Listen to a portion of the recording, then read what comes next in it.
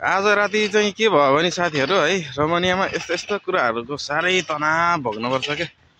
म चाहिँ राति 10:30 बजे मेरो अफ भएर रुममा आइपुग्दा के गर्दा होइन, लगभग 11:30 जति भयो थियो होला। आएर अब हल्का गेट खोलेँ, त्यसपछि भित्र बसेँ होइन।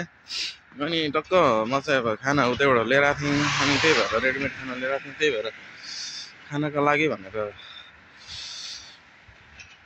हल्का भित्र डाइनिङ प्याक रहेछ, अनि बाहिर किचनको बाहिरपट्टि प्यासेजमा पनि एउटा डाइनिङ छ, त्यहाँ चाहिँ बसेर हल्का खाना खोलेर खाँदै थिएँ।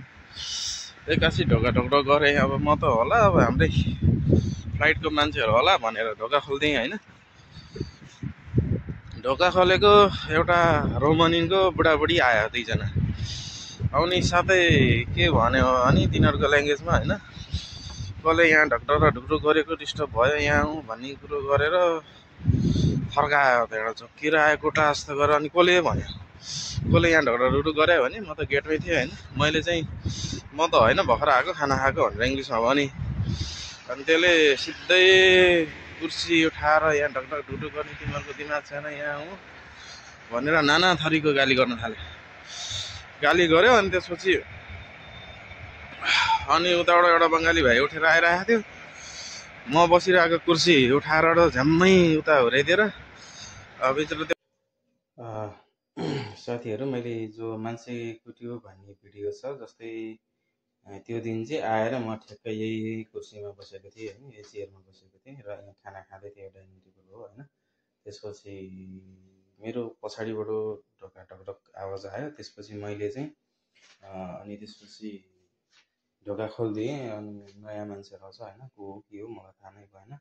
त्यसपछि चाहिँ मैले अनि ढोका खोलिदिएपछि त्यसले के भन्यो भने यहाँ कसले ढकढक गरे के गरे भन्दै थियो होइन। किचनमा अब मान्छेहरू थियो, खानासाना बनाइरहेको थियो। जस्तै यो चाहिँ किचन भयो, यहाँ चाहिँ खानाहरू बनाइरहेको थियो। अथवा यहाँबाट ढकढक गरेको होइन आवाज चाहिँ अब तल गयो अथवा के हो कसो हो होइन, त्यो मलाई थाहा भएन। म त भर्खर आएको थिएँ। अनि जस्तै म उठेर ढोका खोल्न गएँ होइन, गेट चाहिँ यता छ। ढोका खोल्न गइसकेपछि तपाईँको के भयो भन्दाखेरि ट्याक्क ढोका खोलेर आएर उसले सिधै यो म बसेको चेयर उठाएर ठ्याक्क त्यो पारी तपाईँको त्यो गेट छेउमा एउटा हाम्रो बङ्गलादेशको भाइ आइरहेको थियो।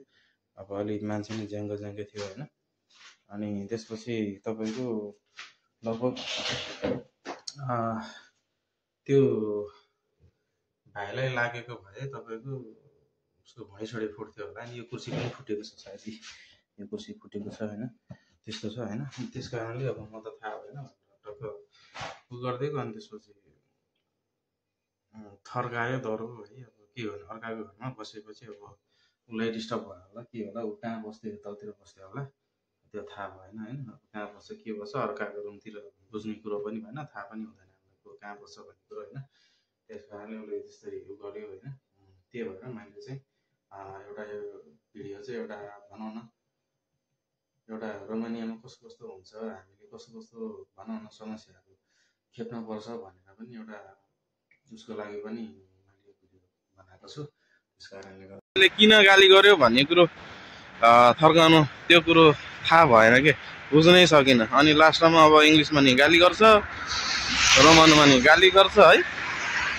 अनि चुपचाप लागेर बस्यो। कुर्सी फुटाइराखेको जस्तो लागेको छ, एउटा कुर्सी फुटाइराखेको फुट्यो नि होला सायद त्यो कुर्सी। अनि त्यसपछि गयो यार। अब यस्तो यस्तो तनाव हुन्छ, घरमा बसे घरमै तनाव। अब बाहिर बसौँ भने बाहिर हिँड्दा पनि चेकिङमा इमिग्रेसनको चेकिङ चलिरहेको छ अहिले कडा, त्यो तनाव है। अनि अब अहिले रुम घर इमिग्रेसनले चेक गर्छ, त्यो तनाव। अहिलेको अवस्थामा हालसालै धेरै तनावहरूमा बितिरहेको छ। जे होस् दिनहरू कष्टकर छ अहिलेको अवस्थामा है त। ल